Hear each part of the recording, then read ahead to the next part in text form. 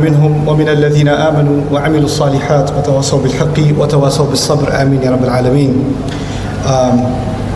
آپ کے انٹروڈکشن میں بہت ساری محبت بھی تھی، لیکن اس انٹروڈکشن نے میرا مضمون پوری طرح بدل دیا۔ تو میں آپ سے پہلے ایک بات کرنے آیا تھا، اب میں دو باتیں کروں گا انشاءاللہ۔ اللہ تعالیٰ نے قرآن میں جس رسول کا سب سے کثرت سے ذکر کیا ہے وہ موسیٰ علیہ السلام، اور ان کی بہت ساری خصوصیات ہیں۔ ان میں سے ایک دو باتیں اس بات کے لیے اب ذہن میں رکھ لیں۔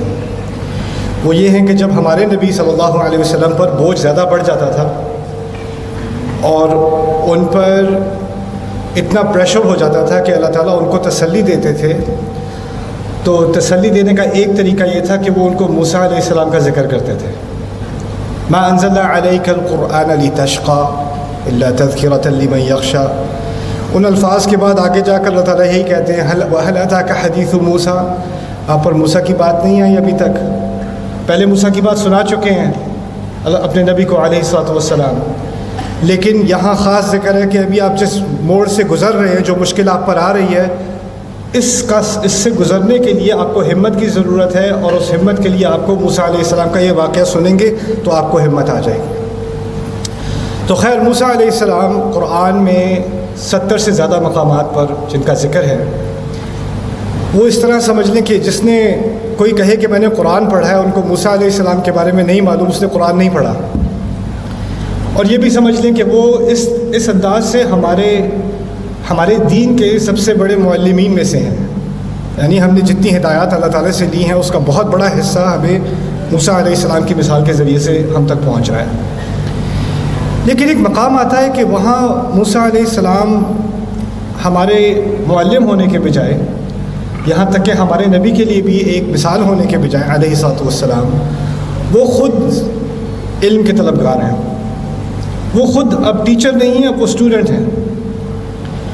تو ایسی کون سی ہستی ہوگی جس کا مقام ایسا ہے کہ جس شخص کو اللہ تعالیٰ نے اپنی کتاب میں ہم سب کے سکھانے کے لیے اس کی مثالیں دی، اب اس کو بھی استاد کی ضرورت ہے، اتنا اونچا مقام۔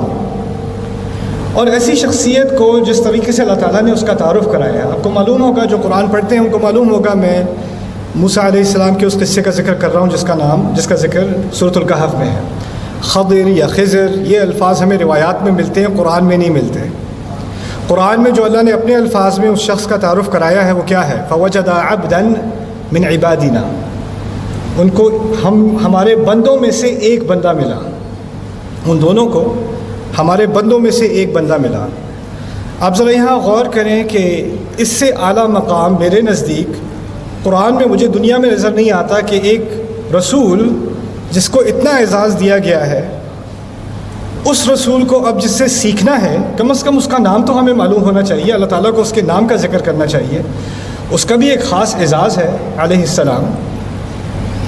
لیکن ان کے بارے میں اللہ تعالیٰ نے جو سب سے بڑا ان کو اعزاز دیا ہے نا، وہ کیا ہے کہ یہ ہمارے بندوں میں سے ایک بندہ ہے۔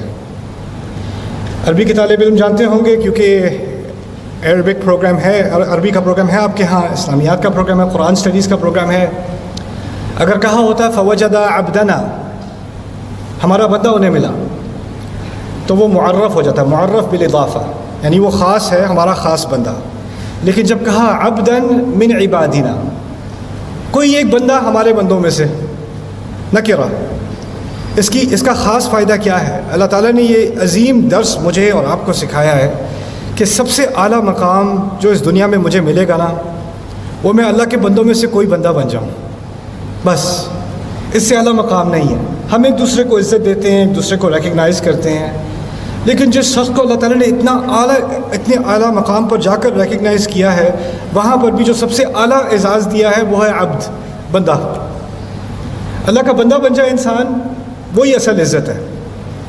ہمارے نبی صلی اللہ علیہ وسلم کو کتنے اعزازات قرآن میں دیے گئے ہیں، لیکن ان کی سیرت میں بھی ایک اعلیٰ مقام ہے جب اللہ تعالیٰ نے ان کو ایک سفر پر لے جا کر ان کو ایک خاص مقام دیا ہے، الاسراء والمعراج۔